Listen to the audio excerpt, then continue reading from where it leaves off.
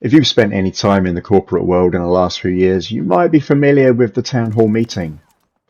Your chance as a committed member of the go-getting team to give your feedback to management and get the lowdown on all the future plans.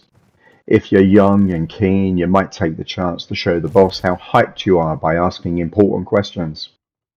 If you're an arse-licking sycophant, you can throw out easy lobs that will give you the boss a chance to preen. Perhaps you're a bit of a jaded firebrand who might raise the issue of why the team hasn't had a decent pay rise in years despite record profits. But if you're a cynical old fucker like me, you'll likely skip the event completely and put the time to better use because ultimately it's not for you and it's all a masturbatory exercise for them. All this occurred to me when I heard that Sledgehammer were doing an AMA on Reddit the other day. On the one hand, I feel like I have to give them props for doing something that Infinity Ward would never do.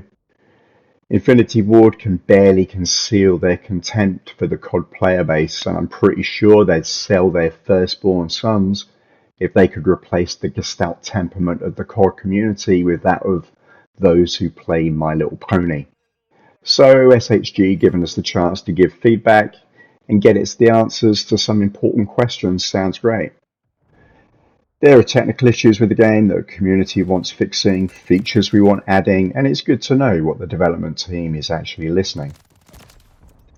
On the other hand, I can't help feel that this is just a cynical exercise in public relations to rescue what might be a failing game. You know that Aaron Halon will report this as a successful bit of player-based interaction that will surely increase engagement, retention, and satisfaction to his higher-ups in the Activision towers. On an entirely fictional third hand, I think maybe Infinity Ward are at least the honest ones. Since 2019, they've been steadfast in holding the line on their vision for the game. Like it or not, and personally I don't, their commitment to the design decisions have not wavered even a little. So Sledgehammer gave it their best shot but ultimately failed. We all knew they wouldn't even acknowledge the million questions about SBMM because that word is verboten for any of the Activision developers. They're tied by NDAs that would mean the loss of their jobs if they even utter those syllables, and Activision does not want this to be talked about. I'm still trying to work out why Activision doesn't want to talk about SBMM when we all know it's there, we all know what it does. Perhaps they thought if enough time went by, we would all forget about it, but it has to start occurring to them that the issue is just not going away. Especially as with every passing game, the strength of the SBMM just gets worse. To them, it's just another algorithm in their game franchise, but to us, it's much more personally tied to why we love the game. Perhaps this little history will ring some bells with you. In March 2008, I got home from the local electronics store with a shiny new PlayStation 3 and a copy of Call of Duty 4 Modern Warfare. I had no clue about this game. It was on the shelf and I picked it up because I hadn't played any video games for years and didn't know what else to buy. So how do you think a 37-year-old video game noob fared in a game that had been out for 4 months? That's right, I got fucked. A lot.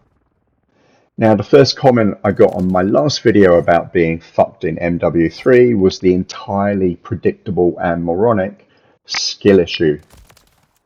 In 2008, on COD 4, my getting repeatedly fucked in the arse was entirely a skill issue. I didn't know the meta, how to move, or even how to effectively shoot my gun at a target. I was confused as to how the other players were calling in helicopters. If I ever managed to string together the 3 kills to get a UAV, it was lost on me because I didn't know how to read the minimap. And even if I did, I didn't dare take my eyes off the center of the screen. So I did what most middle-aged dads do in COD. I camped. I camped really fucking hard. But I never actually progressed as a player. Over the years, I fell back on camping as a way to have fun in COD. It wasn't until Black Ops 4 that I actually tried to play without camping. There were no claymores or betties to let me lock down a camping spot, and there were very few camping spots to be found, so I decided to get better at Call of Duty. I watched a lot of videos giving tips and tricks. But why did I bother? By the time that I felt I was getting much better, the playing field had changed. SBMM was ramped up in Modern Warfare 2019, and as I said before, every game since has been worse.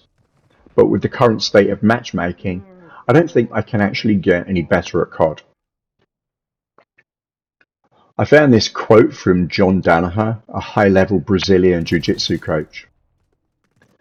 People have a mistaken impression that you should always be training with the toughest guys, which is not true at all, I believe.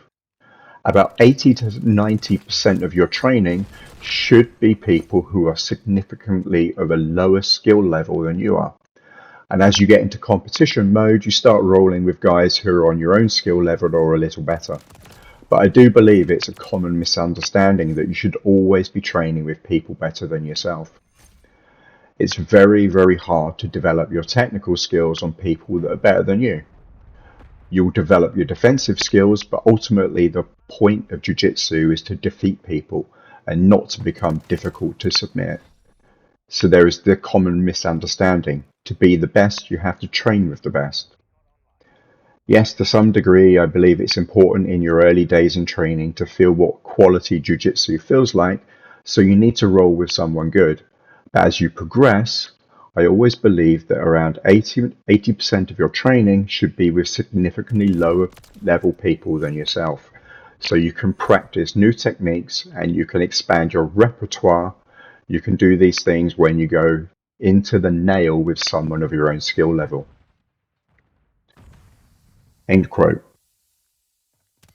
So this is the failure of Call of Duty skill-based matchmaking. It prevents anyone from actually increasing their skills, and even if by some miracle they can, then it's really hard to know because the skill levels of their opponents increases when they do. So the sense of progression has been removed along with the fun. Awesome. Let me know what you think down in the comments below. Cheers.